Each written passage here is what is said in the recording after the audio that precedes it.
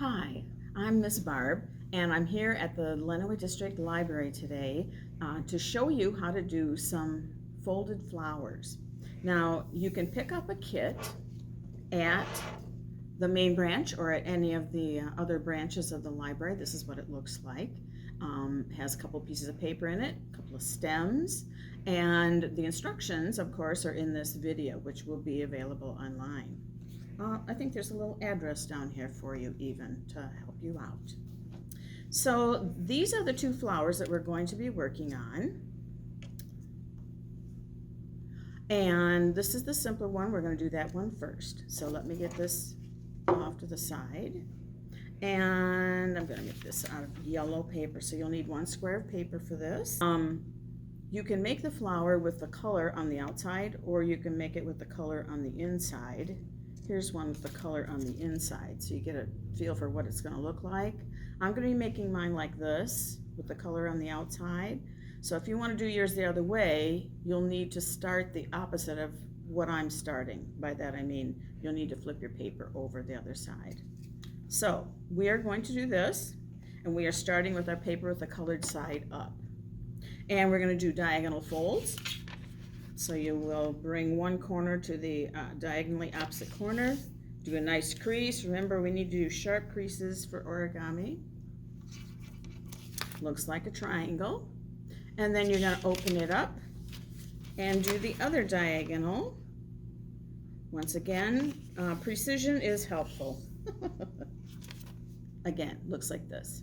And then open it up so that you can see the colored side and flip it over. Now we're on the wrong side, and we're going to fold it in half.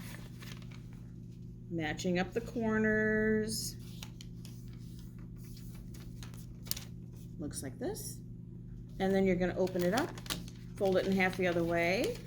Again, matching the corners. And nice sharp crease. Looks like this. Do not open it up.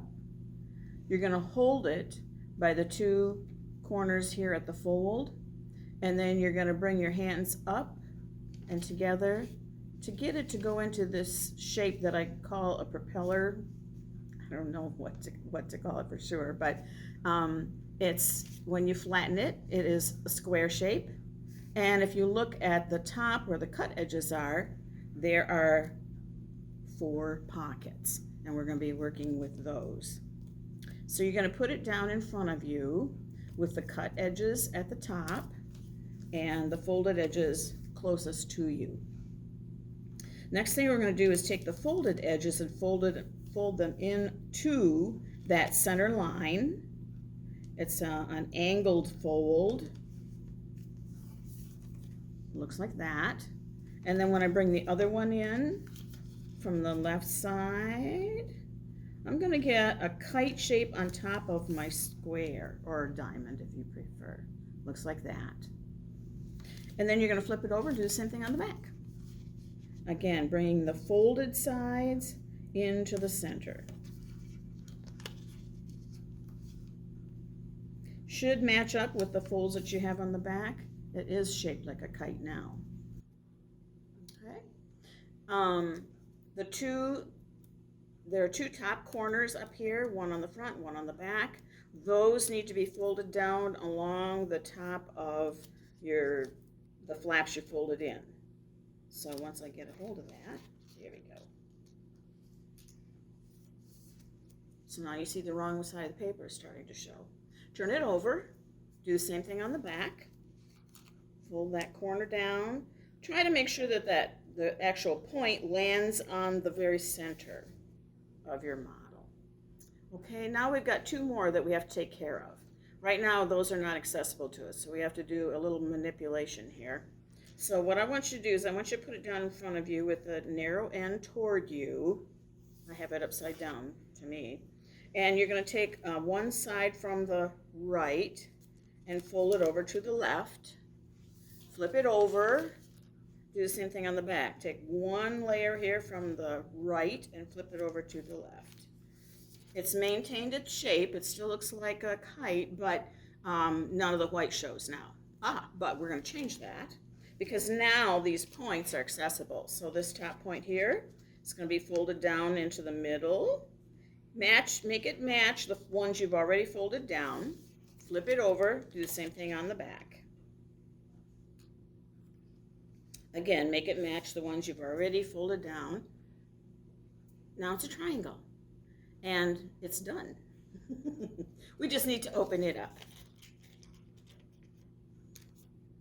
And there you are. Now you're saying, but wait, I think it has a stem. So you're going to insert the stem into the bottom, and to make it a little bit easier, you need something sharp, because you need to poke a hole, a very small hole, in the very center of the bottom. A sharp pencil will work. A handy dandy compass is great. A pin might work. Might be hard to get your stem into that small of a hole. A nail would work nicely. I'm going to use my compass, and I'm just going to slide it down inside to the very bottom and gently poke until I can just barely see the tip of my compass. I don't want a big hole because I don't want my stem to drop right through. I want it to stay. And I'm going to take one end of my stem and just bend it over or curl it around. Either way, I like to curl mine a little bit, like that. And then take the other end and push it gently into that hole.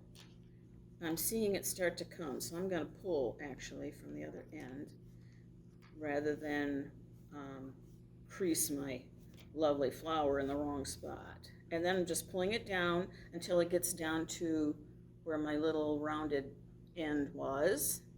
And there you are. It's called a bellflower. If you want to get fancy, you can put stamens in there.